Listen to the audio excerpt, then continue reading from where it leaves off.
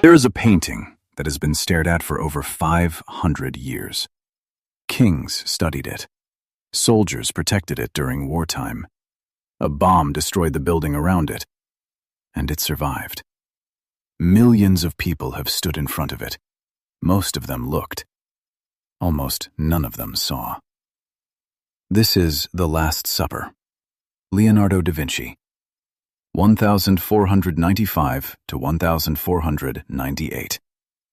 And in the next few minutes, I'm going to show you things inside this painting that will make you look at it completely differently. Things that were placed there on purpose. Things that Leonardo never explained, because he didn't think he needed to. By the end of this video, you will not be able to unsee what I'm about to show you. If that sounds like something worth your time, you're already in the right place. Hit subscribe so you don't miss the next one. And if this video earns it by the end, a like goes a long way. There are 13 people sitting at this table. One of them is about to betray the man in the center. One is already lying. One is terrified. One is asking a question he already knows the answer to. You've seen this painting 1,000 times, but I promise you've never actually looked at it. Let's change that right now. Start at the far left. Bartholomew is leaning forward, both hands flat on the table. He's alert, ready. He heard what Jesus just said, "One of you will betray me," and his body is already reacting. He's the first domino. Leonardo uses him to pull your eye into the scene, to make you feel like you just walked into the room mid-sentence. Next to Bartholomew, James the Less looks stunned, his arms spread open in a gesture of pure disbelief. Andrew, beside him, raises both hands as if to say, "Stop, wait, what?" These two are shock made visible. Leonardo is painting emotion before it becomes words. Now look at him. Third from the left, Judas.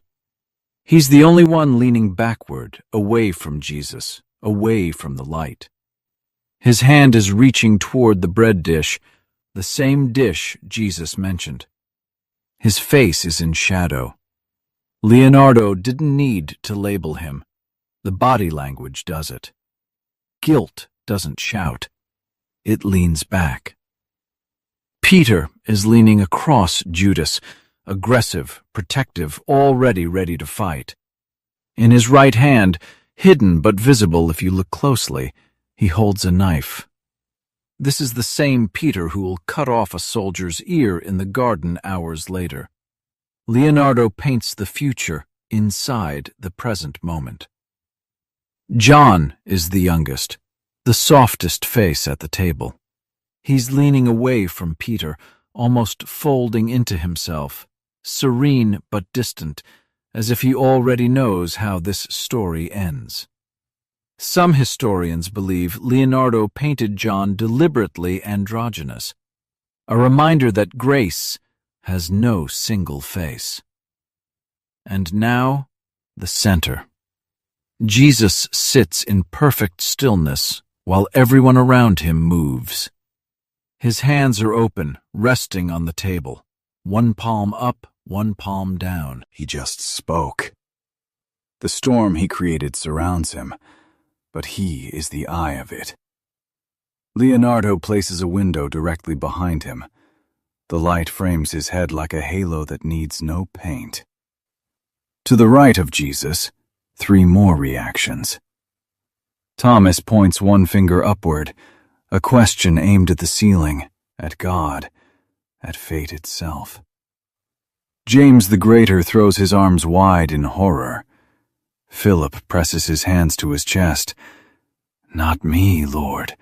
Surely not me." 3 different people. 3 different kinds of fear. Matthew turns away from Jesus, toward the 2 men at the far right, as if passing the shock outward. Did you hear what he just said? Thaddeus beside him mirrors that disbelief, hands raised, head turned. The news is traveling down the table in real time. You can almost hear it. At the far right, Simon, the oldest face, the most still. While everyone else erupts, he almost watches, as if he has seen enough of the world to understand that the worst moments arrive quietly. His stillness isn't peace, it's the weight of knowing. Don't ignore the table, the bread, the wine, the scattered dishes. Leonardo painted this meal with obsessive precision. Every roll of bread, every glass, every hand reaching. Because this is the last ordinary moment. After tonight, nothing will be the same for any of them. The table is a countdown. Step back now. Look at all of it. Leonardo took a single second. The moment Jesus says, "One of you will betray me," and froze it. Not before, not after. Exactly that second. And inside that one frozen second, he fit 13 individual human reactions. 13 stories. 13 futures. The painting is 8.8 meters wide. It took him 3 years.